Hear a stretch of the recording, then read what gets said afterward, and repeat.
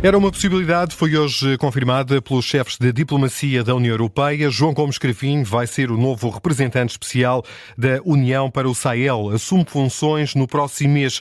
Vai ter como missão contribuir para a paz, segurança e desenvolvimento da região, que inclui o Burkina Faso, o Chad, o Mali, a Mauritânia e o Níger. João Gomes Cravinho, bem-vindo e obrigado pela disponibilidade para estar connosco nesta tarde política. Que desafios lhe pesam em cima dos ombros?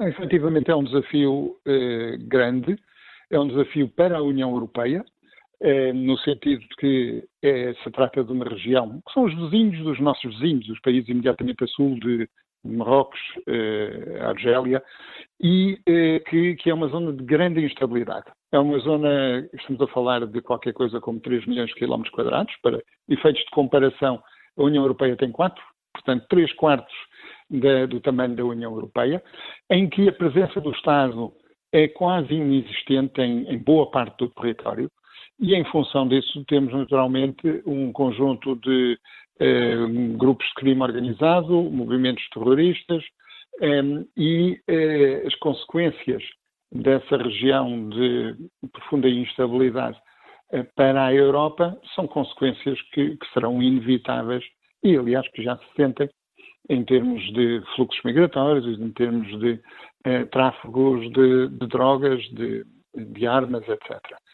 E, portanto, para a União Europeia, isto é um desafio geopolítico muito significativo. A minha função vai ser, por um lado, abrir uma plataforma de diálogo com aqueles países no sentido de ver como é que a União Europeia pode trabalhar com eles para oferecer estabilidade política, social, económica e securitária, e também colocar todos os países da União Europeia, os Estados-membros da União Europeia, no mesmo plano, trabalhando em conjunto, porque existem, enfim, visões diversas, e um dos desafios é precisamente o de ter uma abordagem comum por parte dos 27 e da própria União. Parte para esta etapa com metas definidas? Bom, quer dizer, a meta é reverter um ciclo extremamente negativo no relacionamento entre a União Europeia e a região e criar dinâmicas positivas para substituir as negativas. Dinâmicas positivas na região e dinâmicas que possam combater também a tendência para o alastramento da instabilidade para outros países vizinhos. Estou aqui a pensar nos países do Golfo da Guiné, Gana, Togo, Benin, Costa do Marfim, que já têm no seu território algumas consequências da instabilidade em países do Burkina Faso. Portanto, estamos aqui a falar de uma região que é grande, é uma região com ligações históricas muito importantes à Europa, algumas com ligações históricas importantes a Portugal, e que é relevante também do ponto de vista do tráfego marítimo, se as instabilidades do Sahel chegar à costa, o tráfego marítimo onde passa uma grande percentagem do comércio externo europeu, português e de outros países europeus, também pode ser afetado através da pirataria, por aí fora. Portanto, os objetivos não são facilmente quantificáveis, mas eu creio que será fácil verificar daqui a 6, 8, 12 meses se foi possível instituir uma dinâmica diferente daquela que existe hoje e uma que seja positiva. Lula da Silva anunciou no arranque da Cimeira do G20 uma aliança global contra a fome e a pobreza. Que preponderância é que este anúncio pode ter nesta região em particular? É um dos grandes problemas do Sahel. No Sahel há uma percentagem muito elevada da população que não sabe de onde vêm as suas próximas refeições ou as refeições da semana seguinte. Portanto, a segurança alimentar, e creio que o Presidente Lula identifica muitíssimo bem esse problema, a segurança alimentar tem de ser uma prioridade. Quando não há segurança alimentar, não pode haver estabilidade em nenhuma outra faceta da vida e movimentos jihadistas, movimentos terroristas crescem muito melhor num quadro em que há insegurança alimentar. Portanto, eu julgo que é uma aposta absolutamente certeira da parte do Presidente do Brasil. Portugal é sempre tido como um interlocutor especial na relação com os países africanos no seio da União Europeia. Esta é uma vantagem que tem sido pouco capitalizada? É uma vantagem que Portugal tem e, enfim, enquanto antigo Ministro da Defesa e dos Negócios Estrangeiros, posso dizer que, à volta da mesa da União Europeia, quando os ministros falam de África, aquilo que Portugal diz é atentamente ouvido. Portanto, espera-se de Portugal algum protagonismo neste quadro. E no que diz respeito ao Sahel, temos alguma vantagem, na medida em que Portugal é um país que é considerado próximo, até geograficamente mais próximo do que outras partes da Europa, mas não tem interesses próprios, não tem interesses específicos que queira defender. O interesse que Portugal tem é a promoção da estabilidade, da segurança, da paz na região. E, nesse sentido, nós estamos mais bem posicionados do que países para norte e para leste da Europa e também mais bem posicionados do que alguns países do sul da Europa que também se interessam muito pela região, mas que têm em alguns países anticorpos que Portugal não tem. É conhecida a influência de regimes como o de Vladimir Putin em alguns países desta região. Tendo em conta o conflito que a Europa vive com a Rússia, esta é uma preocupação particular na sua atuação? Sim, sem dúvida. Nós temos visto nos últimos anos um crescimento grande da influência russa. A influência russa tem a ver com vários fatores. Tem a ver com o interesse na extração de matérias-primas e de minerais valiosos de países da região do Sahel, mas tem também a ver com uma vontade russa de provocar a instabilidade no entorno da Europa. E, portanto, falo também, a Rússia tem feito isso também nos Balcãs, e assim, um dos objetivos dos russos é precisamente contrário ao nosso, que é de promover estabilidade, e os russos estão a minar essa estabilidade e a agir de forma a criar aqui uma vulnerabilidade para a Europa na região do Sahel. E isso é mais facilitado, essa tentativa de criar instabilidade, por causa de um aspecto que já referiu, que é a falta de instituições do Estado fortes nessa região? Sim, e também pela promoção por parte da Rússia há vários anos de notícias, de desinformação, notícias falsas, que tem feito, a Rússia tem desenvolvido esta técnica de maneira, enfim, muito sistemática e com grande ênfase ao longo dos últimos anos. É uma técnica relativamente barata e é uma técnica que distingue as autocracias das democracias. Uma democracia não promove desinformação e, nesse sentido, de algum modo, é uma luta desigual, porque é muito mais difícil estar sempre a procurar desmentir aquilo que são as notícias falsas propagadas pela Rússia. Mas é uma das técnicas que têm utilizado. A autorização dada este fim de semana por Joe Biden à Ucrânia para que possa utilizar mísseis de longo alcance contra a Rússia já motivou novas ameaças de Vladimir Putin sobre o alargamento do conflito e a possibilidade de uma terceira guerra mundial. Está preocupado com os desenvolvimentos deste conflito na Ucrânia nos próximos dias? Eu estou, sobretudo, preocupado com aquilo que acontece desde 24 de fevereiro de 2022. Foi Putin que tomou a decisão de invadir a Ucrânia, Putin que tem sistematicamente cometido crimes de guerra na Ucrânia, foi Putin que foi convidar a Coreia do Norte a juntar-se às forças russas no combate contra a Ucrânia e, portanto, ele é que é o grande responsável pelo tremendo perigo que esta guerra constitui.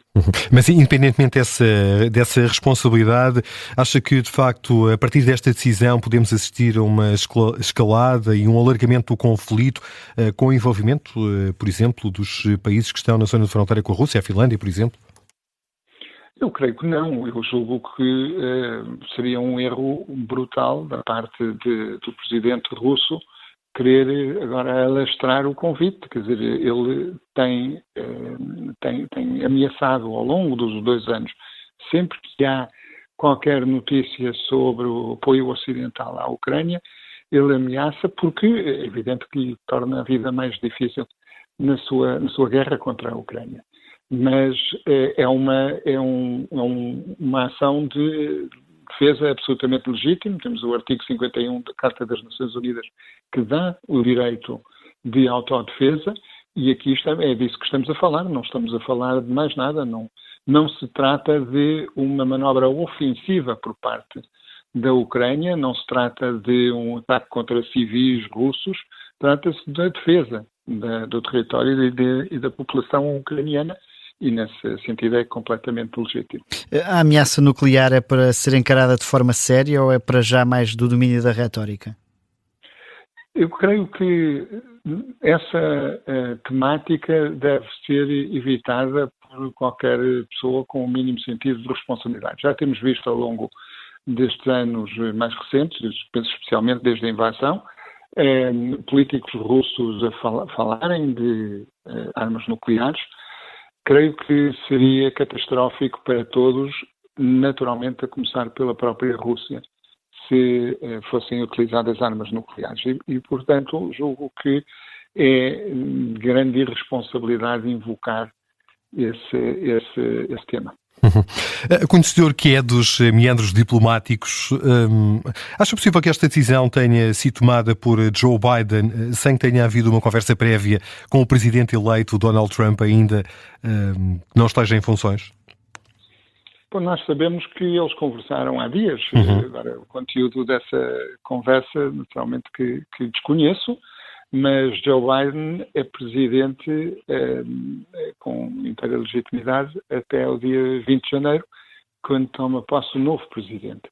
Portanto, as decisões da administração Biden têm toda a legitimidade e aqui há dias vimos o secretário de Estado, o Tony Blinken, em Bruxelas, visitando a NATO, visitando a União Europeia, e dizendo que a administração a administração Biden irá apoiar a Ucrânia até o final do mandato.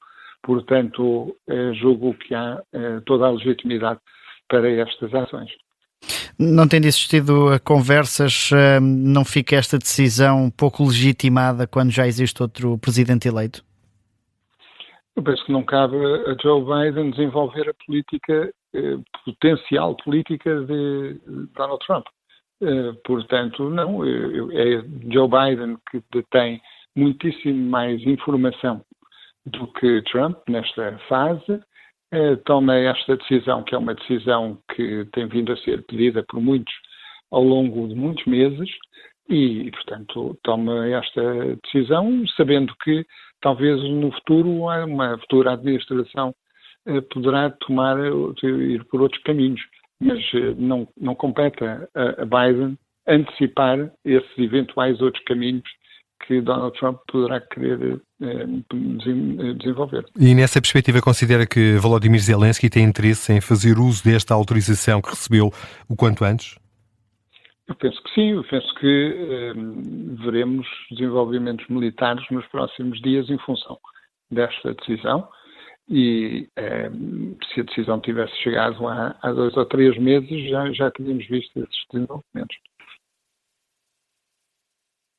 As autoridades de Suécia, Finlândia e Noruega começaram a distribuir panfletos para a população com conselhos sobre o que fazer em caso de emergência. Retomo um bocadinho a pergunta que há pouco lhe fiz, mas a ameaça para estes países é real? Devem encarar com preocupação os tempos que vivemos? Eu penso, são países mais geograficamente próximos da Rússia do que nós, mas eu penso que é muito importante sublinhar aqui uma coisa. Estamos todos ameaçados pela precariedade da situação de segurança internacional criada por Vladimir Putin. Nós, em Portugal, aqui na ponta ocidental da Europa, talvez não tenhamos tanta consciência disso, mas a estabilidade das nossas alianças, seja no quadro da NATO, seja no quadro da União Europeia, representam um alvo para Putin. E Putin fará tudo para subverter essa estabilidade e essa base de segurança que é fundamental para nós e para outros europeus. Logo, eu compreendo que, antecipando-se a esta realidade com a qual estamos a viver, aqueles países que estão mais geograficamente próximos da Rússia queiram que a sua população esteja inteiramente consciente daquilo que pode e deve fazer no caso, que se espera que não se venha a concretizar, no caso de um agravamento da situação de segurança na Europa do Leste e do Norte.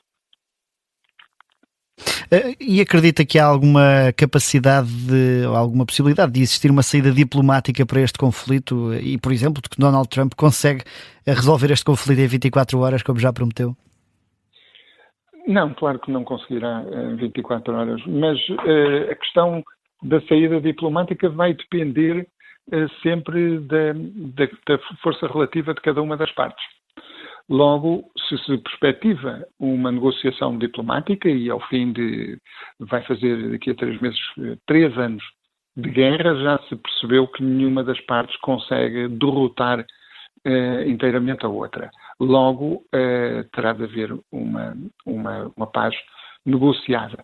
Mas é fundamental que a Ucrânia entre para quaisquer negociações futuras numa posição de força, porque senão ficará numa situação em que o resultado final vai encorajar Putin na sua ideia de que pelo uso da força que ele consegue os seus objetivos. E isso é mau para a Ucrânia e é péssimo também para a Europa. E é com essa ideia que fechamos este Direto ao Assunto. O Dr. João Gomes Cravinho, muito obrigado por ter vindo à antena do Observador, à tarde política da Rádio Observador, e já agora boa sorte para a missão que vai assumir no próximo mês. Muito obrigado.